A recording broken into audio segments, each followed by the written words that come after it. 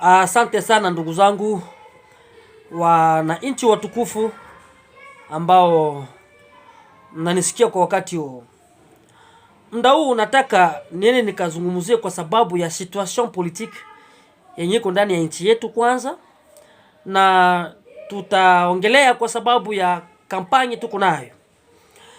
Kitu cha kwanza ambacho tunataka kuongelea kwanza, nasema ninasaliwe na tuna furahi na initiative ya chef de l'etat Félix Tshisekedi ambalo iko nafanya la kufanya ma dialogue na maparti politique na ma institution na ma société civile na kadhalika.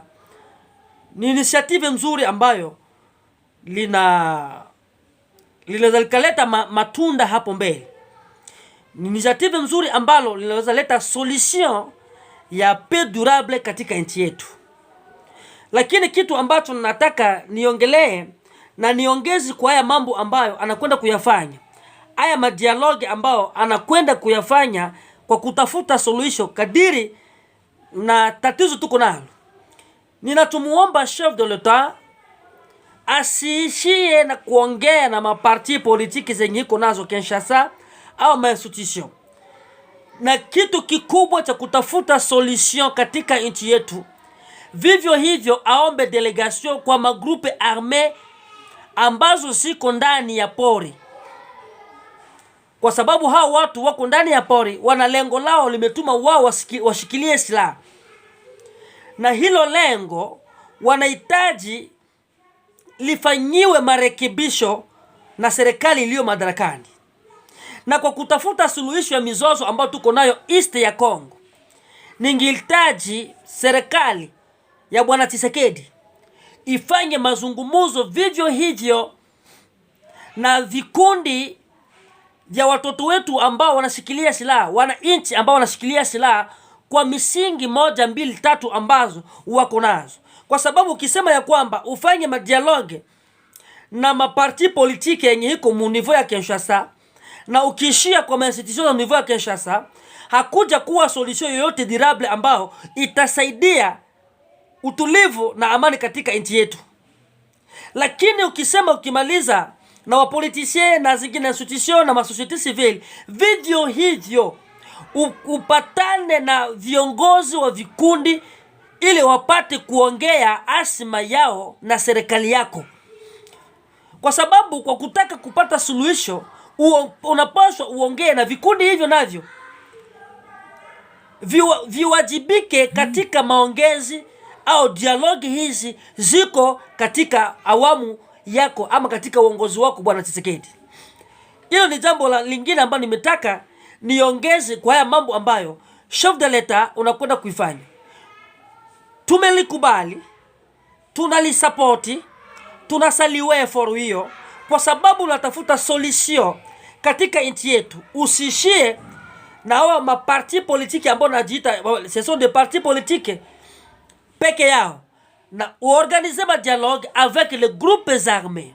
Nikisema groupes armés, ninaamini kuna zile groupes armés za wakongomani, wazalendo, wananchi ambao wanashikilia silaha kwa sababu ya kutetea maslahi fulani, ya kutetea ardhi. Ni jambo la muhimu sana na ni jambo la msingi zaidi sana. Hilo ndio nimetaka niongee na nipate kuzungumuza. Lakini pointi yangu iko kwa kampanye tuko nayo. Kuna watu wanajiuliza sana kwa sababu ya ANAPAD. Qu'est-ce que c'est l'ANAPAD?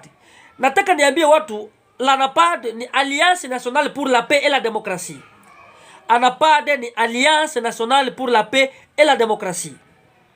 ANAPAD ni parti ya wa revolutionnaire, wazalendo ambao wamekataa maisha ya mwananchi wa kawaida ambao anaishi kwa to ya 0.5 dollars par jour, ambaye anaishi kwa 0.1 dollars par jour, ambaye maisha huyu mtu yeye ni maskini mwenye anatajirisha matajiri. Ni kusema kwa lugha nyingine, kazi yetu sisi tunakuja kufanya revolution katika nchi yetu. D'abord revolution mentale. Sisi kwa tukue tupende kwanza nchi yetu na tujue sisi ni wakina nani wananchi. Kitu cha pili, reforme institutionnelle. katika nchi yetu. Na ndio maana tukasema ANAPAD yetu iko fondé sur base de quoi? ANAPAD yetu iko fondé kwa pilier sita ambazo ni za maana zaidi sana kwetu. Pilier sita ambazo zina fondé ANAPAD. Cha kwanza ni bonne gouvernance et la démocratie. ANAPAD iko fondé sur base ya bonne gouvernance et la démocratie. Pilier ya pili ANAPAD iko fondé sur base ya développement durable. Développement durable. Kuna développement na développement durable ambayo mwananchi wa kawaida asiishi katika maisha ya kuombaomba, ya kulia. Tukichukua statistiki ya watu ya maisha ya wananchi katika nchi yetu ya DRC, tunaona wananchi wengi wanaasirika. Na tukisema development durable, tunasema ya kwamba tuwe na miundombinu ambayo itatoa mwananchi anakuwa vizuri, maisha yake yanakuwa salama, stabilité ya ekonomi, création ya emploi, ainsi de suite. Ndio maana tukasema development durable. 3, tukasema la paix et la sécurité. Na hili ni kitu la mkubwa zaidi sana na ni pilier kubwa ya parti ya ANAPAD. La paix et la sécurité. Pilier ya ine, respect de droits humains. Respect de droit, haki ya kibinadamu. Kwa sababu tukiangalia katika nchi yetu ya DRC, haki ya mwananchi wa kawaida inanyanyasika zaidi sana. Na hiyo haki ya wanyonge ndio sisi wana mapinduzi tunasimama kusema ya kwamba enough is enough, si c'est trop c'est mauvais. Ni wakati wa sisi tusimame, tupambane na situation yoyote ile ambayo inagandamiza mwananchi wa kawaida.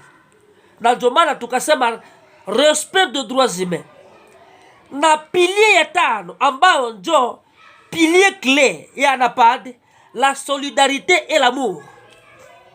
Solidarité et l'amour. Na hilo nitakuja kuliongelea. Na pilier ya mwisho ya ANAPAD ni justice équitable pour tous. Mes trois chers frères, nikisema la justice équitable pour tous, nataka kusema nini? Kwa sasa tuko tunaimba la paix, la paix. Mes trois chers frères, il n'y a pas la paix sans la justice. Hakuna amani bila sheria. Sheria ndio inaleta amani. Havitakubalika mtu ulimuua kaka yake, ukaua dada yake, ukaua ndugu yake. Huyo mtu unamuona mwenye aliua ndugu yako, ameua mke wako, bibi yako, watoto wako. Anatembea, iko huru na anatumikia serikali. Sasa unakuja kumhubiria huyo mwenye iko na majeraha, iko na majeraha katika mwili yake, katika roho yake, umwambie kwamba tunatafuta amani. Amani gani? Ni vigumu sana kupata amani na hakuna justice. Qui veut dire qu'il n'y a pas la paix sans la justice. Hiyo ni jambo ambalo nataka niwaonyeshe wananchi kwa sababu ya ANAPAD. Les 6 piliers qui fondent l'ANAPAD, il y a 1, bonne gouvernance et la démocratie. Il y a 2, développement durable. 3, la paix et la sécurité. 4, respect des droits humains. 5, la solidarité et l'amour. 6, la justice équitable pour tous. Hapo hivyo ndio vitu na vigezo ambavyo vinaunda chama cha ANAPAD. Les 6 piliers qui fondent le parti de la révolution ANAPAD. Naamini nimekuwa wazi, nimeonyesha watu jambo hilo. Lakini ninaenda kwa kile ambacho kimetuma mimi niongee siku ya leo na nyinyi wananchi. Naamini situation ya Minembwe watu wengi wamesikia na watu wengi tumeongea zaidi sana kwa sababu ya situation ya Minembwe. Na ni safari ya kwanza kuona parlema yetu iliweka mambo yao, watu wa Kasho, watu wa FCC wakaweka maentere ya maparti politiki yao na makoalisyon zao pembeni, wakasimama kutetea udongo. Na hiyo kitu tumefurahia na tumesema felicitation kwa waparlementaire wetu ambao walifanya jambo kama na hilo.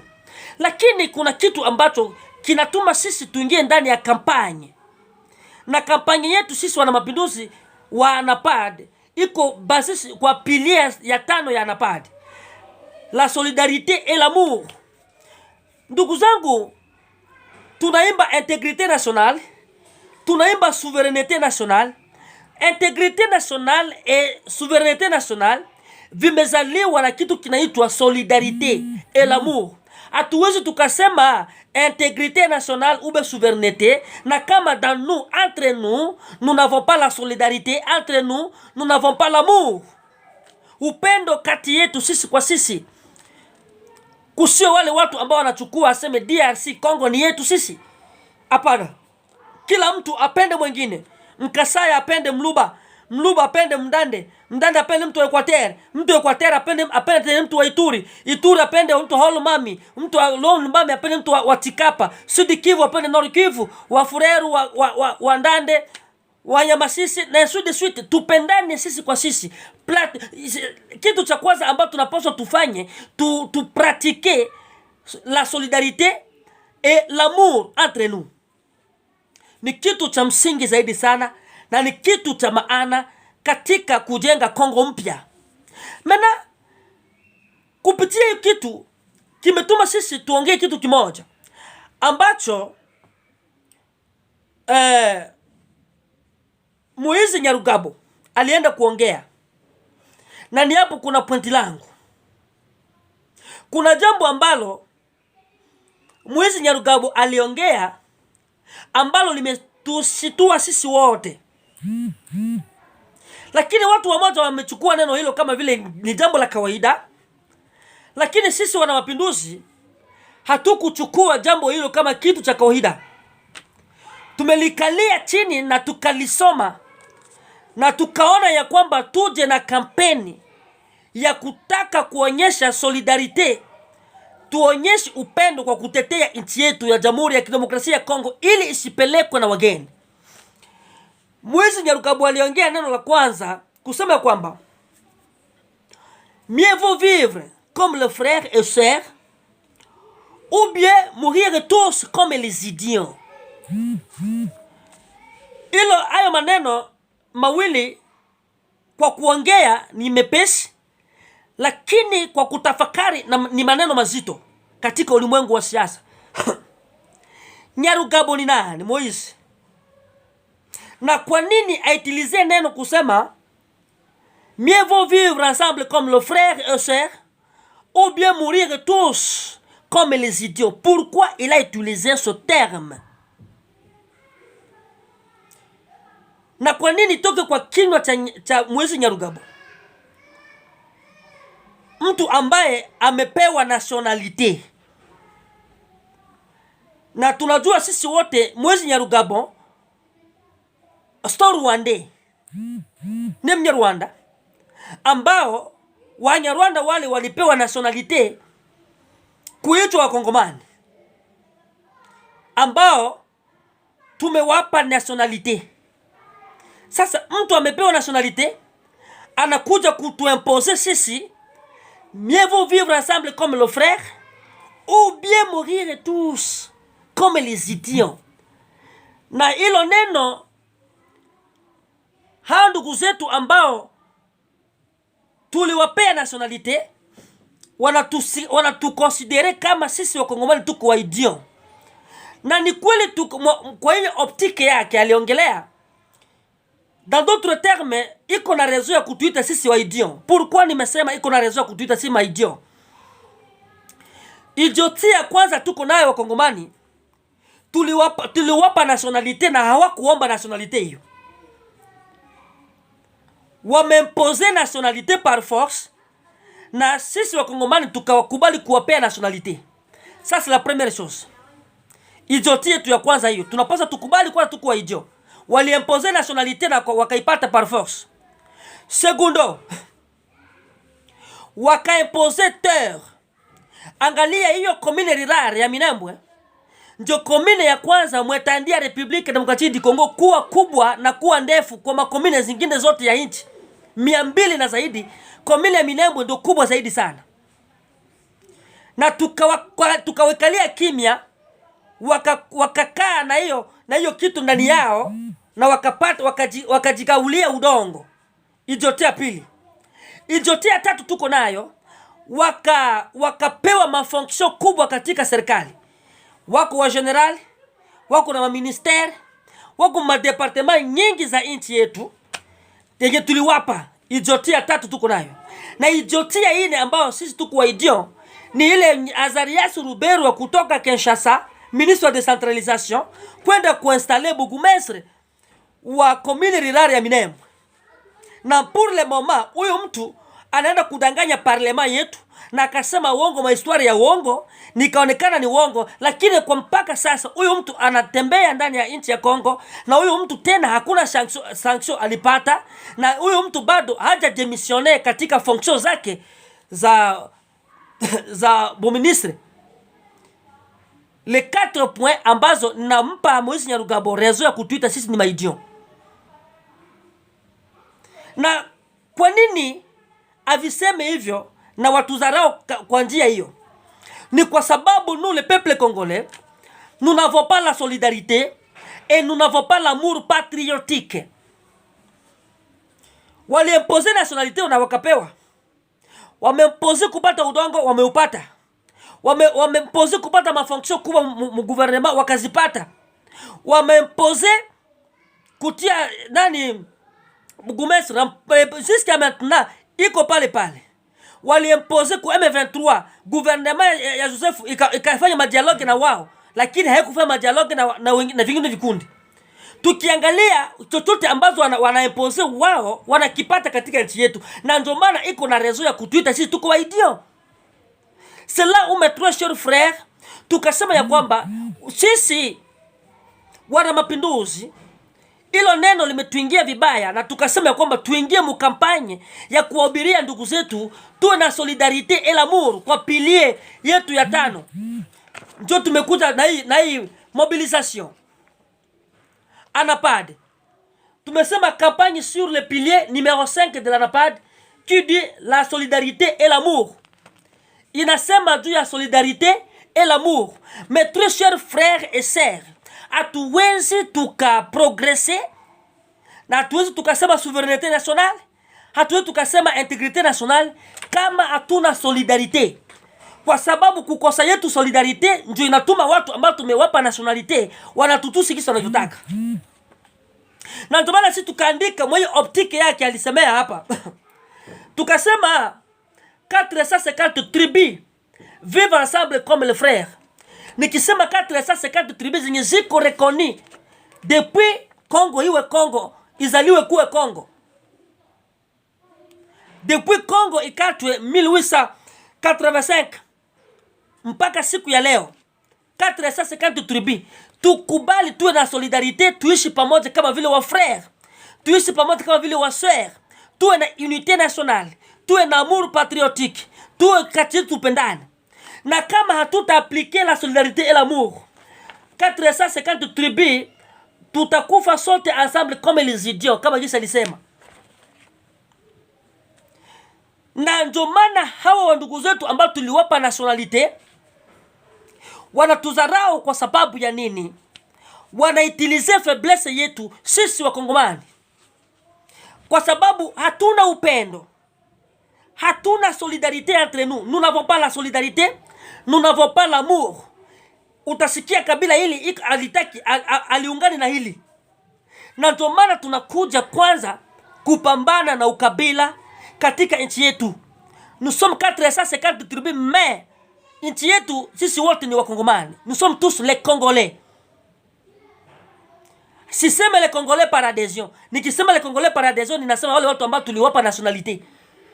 Kuna Wanyarwanda wenye walipewa nationalité, waliimposer nationalité wakapewa, ambao wanatuita kwa sasa nous sommes les idiots. Lakini wewe ninasema ni 450 tribus reconnues dans l'histoire. Kama hatutaishi ensemble, kama hatuta appliquer solidarité, tutakuwa tunaonewa siku kila wakati, miaka kila wakati, kwenda kurudi, na tutakosa kitu cha kujitetea. Na ndio maana hatuna nchi nyingine, mes très chers frères et sœurs, ambalo tutajivunia kwalo isipokuwa nchi yetu ya Jamhuri ya Kidemokrasia ya Kongo. Ndio maana tunasema ya kwamba nous chantons chaque jour, mes très chers frères et sœurs, tu appliquer solidarité, tu appliquer amour, tujenge nchi yetu, tujenge taifa letu la Jamhuri ya Kidemokrasia ya Kongo ambao tulipewa na Mungu. Ndio maana tumekuja mbele zenu sisi wana mapinduzi tuambie kwamba tu appliquer solidarité. Kampani inaendelea, tutakufa kama wewe. Angalia magrupe za arme ambazo hizo grupe za arme zinajaa katika udongo wetu, ni za kigeni, za Wanyarwanda, za Waganda, zingine kutoka Burundi, zingine kutoka wapi, zinajaa katika nchi yetu. Hatuna amani. C'est pourquoi tunapaswa tu appliquer solidarité, tupambane na situation précaire inasumbua nchi yetu. Kongo yetu inakuwa kama vile stade ya Olympique ya magrupe za arme.